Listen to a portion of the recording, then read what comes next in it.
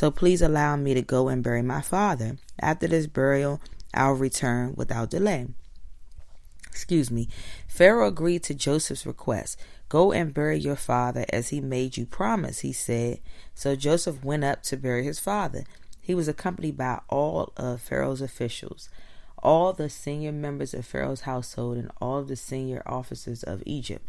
Joseph also took his entire household and his brothers and their households, but they left their little children and flocks and herds in the land of Goshen.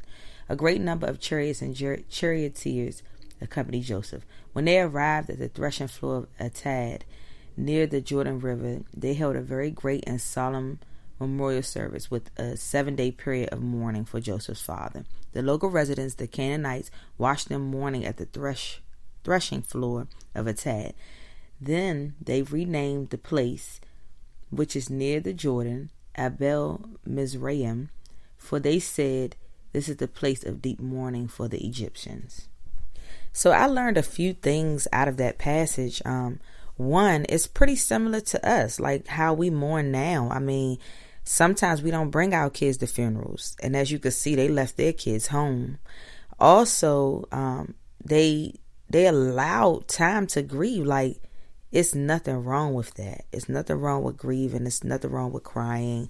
Even if it's not the loss of a loved one, it could be like, a loss of a job. It could be a loss of some friendships. It could be a loss of a business opportunity or ideas. It can just be a loss of your pet. It could be several different things. And another thing that I also learned from that passage is that Joseph's father, he already purchased his plot. Like, I know my grandmother purchased hers as well, like years before she passed.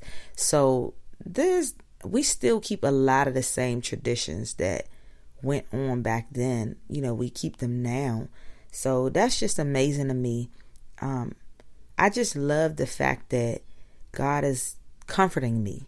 Like, how when people say, I'm going to pray for comfort and peace and all of that, I literally pray that prayer for me, and it really, really, really works. God is really comforting me when I cry. He'll give me like either a song to listen to, or maybe a scripture, or somebody will call me and just check on me. I just love God. Like, I am falling in love with him so much more these days, especially since he said that he will be a father to the fatherless. So now that I don't have my dad anymore, I'm leaning on God even more. So some things are just a little more strategic, I feel. Although I miss my dad deeply, I miss him deeply. I know that he's in a better place. So I'm telling myself that as I'm grieving over my dad, and then I'm also telling God how much I need him, because I cannot do this without God. I can't keep going on with life without him, because it's definitely tough. The walk is not easy with God, because you got to hold yourself accountable and you got to do the right things. And there's days where you just don't want to do the right things. You just want to give up and you just be like, I'm over this. But keep going.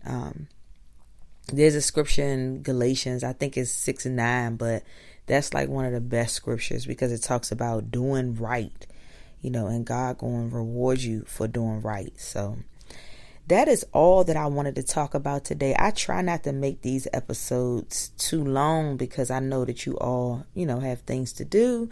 But I hope that you enjoyed this episode. If you have some time, like it, share it, subscribe to it, and also rate the podcast so that others can understand and know what it's about and how it makes you feel. I greatly, greatly appreciate it. I love when I get great feedback. It lets me know that somebody's paying attention, somebody's listening, and that I'm not doing this stuff in vain. I just like to share my life and, my transparency as a hairstylist that does business with God. Is not always easy. Outside of doing hair, I still have to be a mom. I still have to be a wife. I still have to be a daughter, a sister, a cousin, a friend. And I just share my journey on this podcast because I know that it can help somebody. So you all enjoy the rest of your week. I love you all. And until next time, Have a great, great, great week.